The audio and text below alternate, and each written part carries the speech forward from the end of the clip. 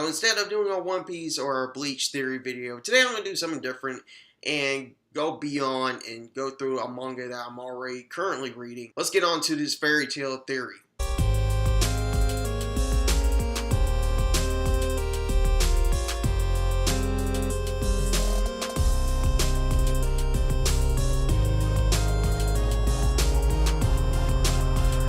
I came up with this theory after I read the recent fairy tale chapter, and seeing that this is actually going into the final battle with all the villains just all at that epic pose right there, like saying like, oh, we're ready to up. And now it looks like we're going to the final battle. So there is one potential matchup that I'm actually looking forward to that I hope happens, but I'm pretty sure, I'm 95% sure this fight will happen because of all the hype from the past chapters and all the people being pissed off about and their theories, and I just wanted to talk more about this potential matchup. In this potential matchup, I'm not talking about Natsu versus Zeref. I mean, we already seen what happened during those couple chapters about that fight, and seeing how that's going to be the final fight, I'm questioning if Zeref is even going to be the final boss, or if it's someone else, but we'll have to see until then. In this corner, we have Erza, the badass, cute swordswoman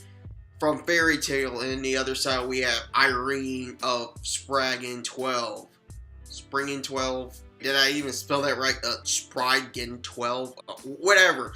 Zeref's army. Let's just say that. So if you guys don't know who Irene is, she's this powerful wizard who caused a lot of controversy around the Fairy Tail community, with a lot of people pissed off after she performed a whole Universe 1 trick on us, which is known as the World Reconstruction Magic, which pissed a lot of people off, made Gajeel come back to life, and have a lot of outraged fans. To me, I wasn't really outraged because it's basically Fairy Tail, and Fairy Tail goes through a lot of stuff like this, so I'm not really surprised. But it's some good stuff. It's some very good stuff. Pretty OP stuff. Not to mention, she has a really cruel nature. I have to go back and reread this chapter because I forgot that she's on the bad side. And, you know, in the beginning, I kind of thought she was in the good side, but I guess that's why you have to go back and reread stuff, because if you missed out on a missing detail, then you're missing out. Now, the reason why I said this potential matchup between Erza and Irene is because there's some significance to this battle, and also some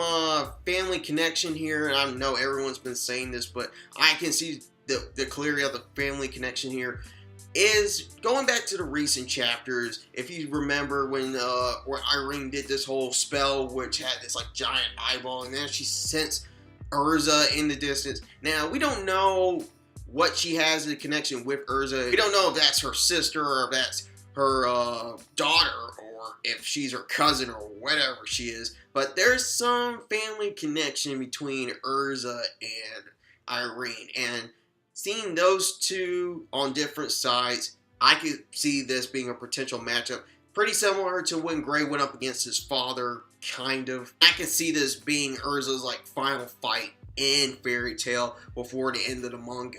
And this is the battle between the powerful woman of Fairy Tail versus the most powerful woman on Zeref's side. It makes sense, they're the strongest women in this story.